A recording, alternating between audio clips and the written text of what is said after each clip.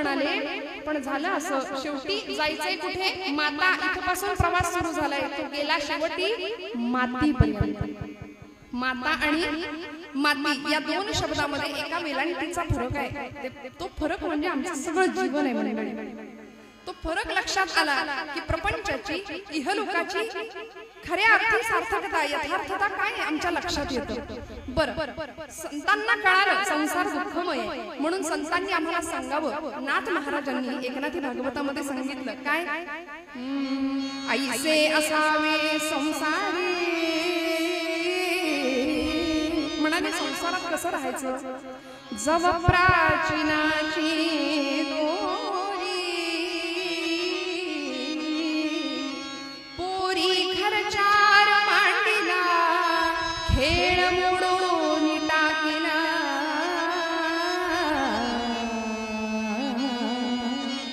नाथांनी आम्हाला आदर्श मार्ग दिला. संसारात कसं राहायचं? ऐसे असावे संसारी. संसारामध्ये कसं राहायचं म्हणाले? सुट्टीचे दिवस लागले तर आमच्या घरातल्या पोरी बाळी काय करतात? अगदी लहान लहान 5-5 वर्षाच्या मुली काय करतात? भातुकली लगेच काढतात नाही आपण, भांडी कुंडी, छोटी छोटी कपबशी, छोटा गॅस, सगळं असतं त्याच्यामध्ये. मग आम्हाला सुद्धा मोठ्या माणसांना तो चहा प्यावा लागतो, अगदी नाटक करावं लागतं उत्तम तसं. मग म्हणाले पोरी घरचार मांडीला.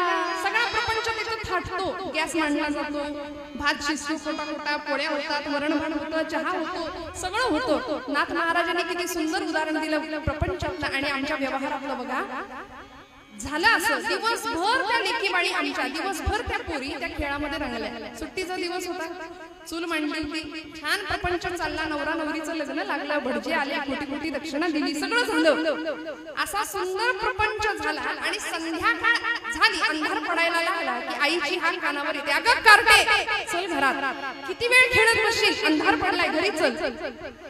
ती मुलगी काय करते? सगळा आहे तो संसार टाकून देते आणि आईचा निरोप आल्या आल्या निघून जाते घरी. ऐसे असावे संसारी. नाथ महाराज म्हणाले त्याचा निरोप आला ना, सगळं टाकून जावं लागतं. मग म्हणाले प्रपंचामध्ये यथा कमल पत्राक्ष असं राहता येईल का आम्हाला? यथा कमल पत्राक्ष म्हणजे काय? कमळाचं पान पाण्यात राहून कोरडं. मग तसं आम्हाला प्रपंचामध्ये राहता येईल का? तुकोबारायांचा हा अभंग मंडळी, अभंगाचं दुसरं चरण जरा बारकाईने बघा. देव सोयरा सोयरा, देव सोयरा दीनाचा. म्हणाले तुमचा खरा नातलग जर कोण असेल, तुमचा खरा सखा जर कोण असेल, तुमचा खरा नातेवाईक सोयरा जिवलग जर कोण असेल, तर म्हणाले त्या भगवंताशिवाय दुसरं कोणी नाही. पण आमचं झालंय असं की सगळ्यामध्ये आमचा जीव गुरफटलाय, सगळ्यामध्ये गुरफटला आणि त्यातून बाहेर पडायला तयार नाही. सुभाषितकारांनी विषय सुंदर स्पष्ट केला. काय म्हणाले बघा. रात्रिर्गमिष्यति भविष्यति सुप्रभातम. झालं असं, एका सरोवरामध्ये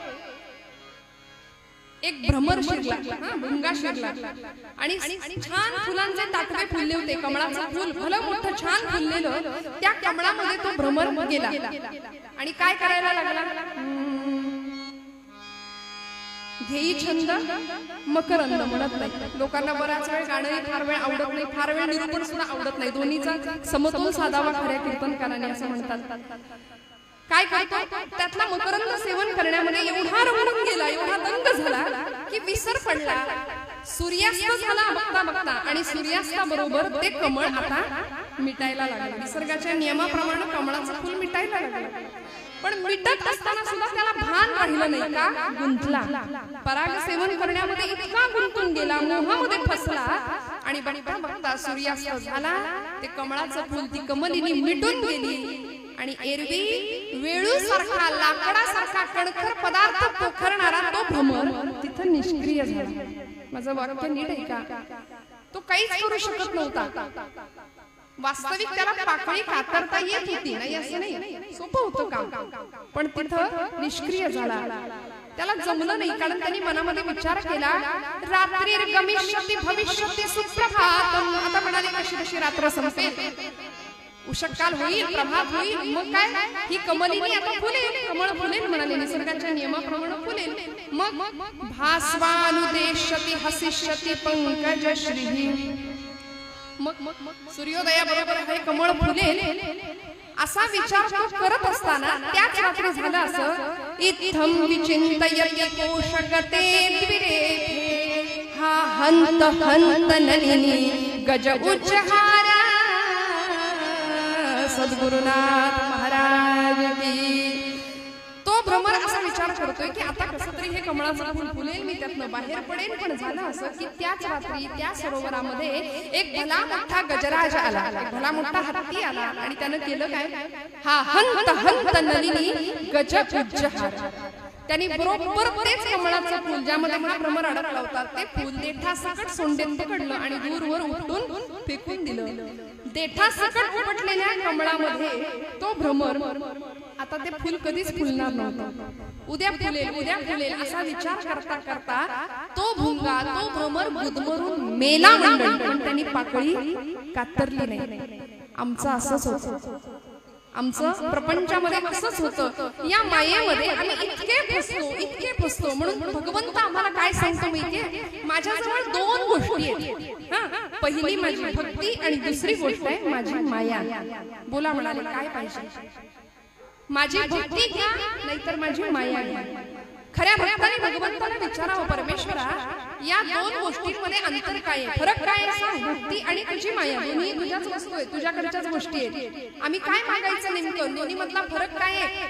गोपाल कृष्णांनी सांगितलं, म्हणाले माझी माया ही तुम्हाला नाचवते, पण भक्ती जर भक्तांनी केली तर ती भक्ती मला नाचवते.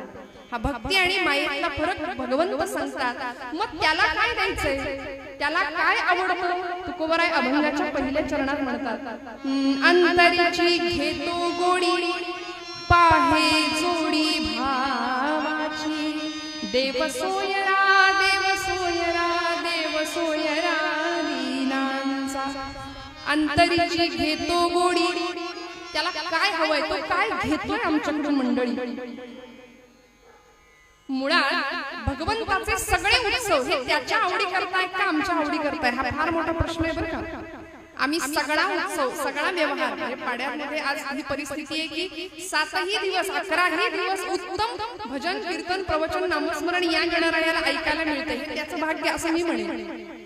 पण आज दुर्दैव असं आहे की डीजे शिवाय आमचा कुठलाही गणपती उत्सव साजरा होत नाही. अथर्व शीर्षाऐवजी त्याला बाई वाड्यावर ऐकवलं जातंय.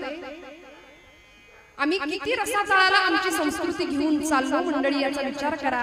लोकमान्य टिळकांनी गणेशोत्सव सुरू केला कशासाठी, का तर सर्व जातीचे सर्व लोक, हिंदू समाज, हिंदू धर्म एकत्र यावा, गुण्या गोविंदांनी नांदावा, सर्वांची सुखदुःख एकमेकांना कळावीत, वाटून घ्यावीत, सगळ्यांनी एकत्र यावा यासाठी लोकमान्यांचा गणेशोत्सव होता. यासाठी ती गणेशोत्सव प्रथा सुरू केली.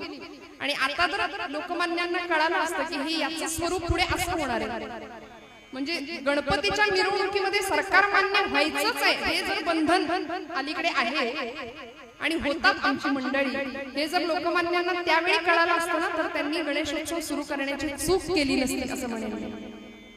गणेशोत्सव काय, शिवजयंती काय, हे सगळे उत्सव आज दुर्दैव असं आहे की आमच्या आवडी करता चालले. का, कारण परंपरेनुसार काळानुसार सगळा बदल संस्कृतीतला इतका विचित्र होत चाललाय. रोज सकाळी आमच्याकडे जुन्या माता भगिनी किंवा जुनी मंडळी, आपण सगळी सांप्रदायिक लोक आहात, आपल्याकडे प्रार्थना केली जाते काय, कराग्रे वसते लक्ष्मी कर मध्ये सरस्वती करवले गोविंदम प्रभाते कर दर्शनम समुद्र वसने देवी पर्वतस्तन मंडले विष्णुपत्नी नमस्तभ्यं पादस्पर्शम क्षमस्व मे. पण आज असं झालंय की अंतरुणात उठल्या अँड्रॉइड फोन उशाशीच असतो, फार लांब नसतो, तो घ्यायचा. 500 किलोमीटरवर दूर असलेल्या एखाद्या मित्राला पटकन गुड मॉर्निंग करण्यात आम्हाला धन्यता वाटते, पण घरातल्या आईचं तोंड आपण बघायला तयार नाही. ही परिस्थिती आहे. संतांचे उत्सव हे सगळे सोहळे कशासाठी मंडळी, त्याला जे आवडतं ते आम्हाला त्याला द्यावं लागेल.